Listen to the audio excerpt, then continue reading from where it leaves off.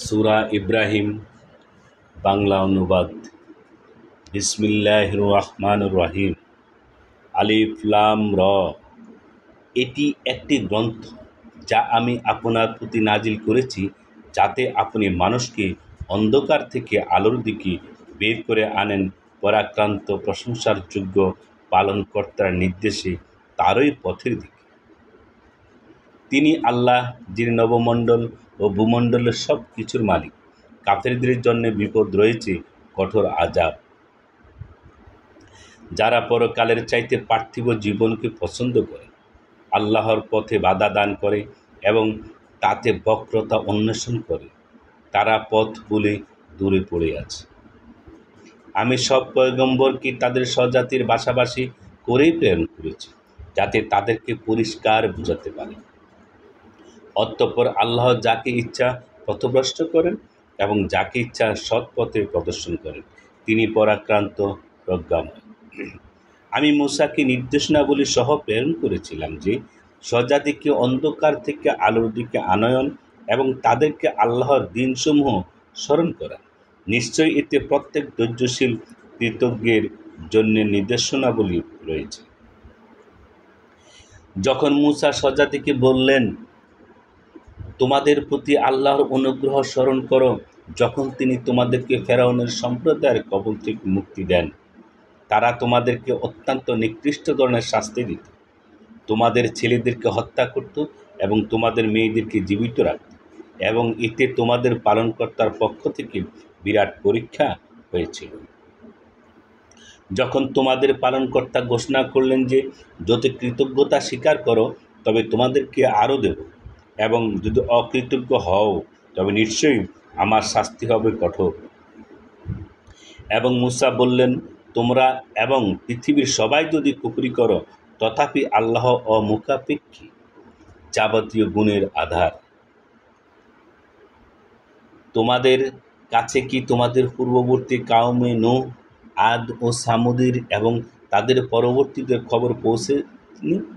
তাদের বিষয়ে আল্লাহ ছাড়া আর কেউ জানে না। তাদের কাছে তাদের পয়গম্বর প্রমাণাদি নিয়ে আগমন করেন, অতঃপর তারা নিজেদের হাত নিজেদের মুখে রেখে দিয়েছেন এবং বলেছে, যা কিছু সহ তোমাদেরকে প্রেরণ করা হয়েছে আমরা তা মানি না, এবং যে পথের দিকে তোমরা আমাদেরকে দাওয়াত দাও সে সম্পর্কে আমাদের মনে সন্দেহ আছে, যা আমাদেরকে উৎকণ্ঠায় ফেলে রেখেছে।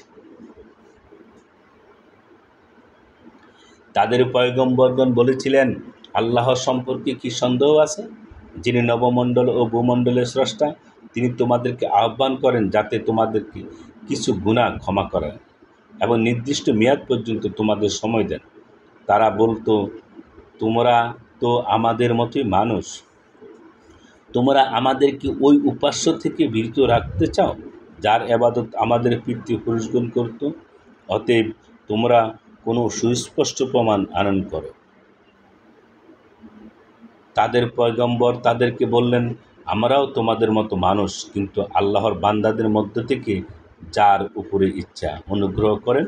আল্লাহর নির্দেশ ব্যতীত তোমাদের কাছে প্রমাণ নিয়ে আসা আমাদের কাজ নয়। ঈমানদারদের আল্লাহর উপর ভরসা করা চাই। আমাদের আল্লাহর উপর ভরসা না করার কি কারণ থাকতে পারে? অথচ তিনি আমাদেরকে আমাদের পথ বলে দিয়েছেন। তোমরা আমাদেরকে যে পীড়ন করেছ তজ্জন্য আমরা সবর করব। ভরসাকারীগণের আল্লাহর উপর ভরসা করা উচিত। কাফেররা পয়গম্বরগণকে বলেছিল, আমরা তোমাদেরকে দেশ থেকে বের করে দেব, অথবা তোমরা আমাদের ধর্মে ফিরে আসবে। তখন তাদের কাছে তাদের পালনকর্তা ওহী প্রেরণ করলেন যে, আমি জালেমদের অবশ্যই ধ্বংস করে দেব। তাদের পর তোমাদেরকে দেশে আবাদ করব।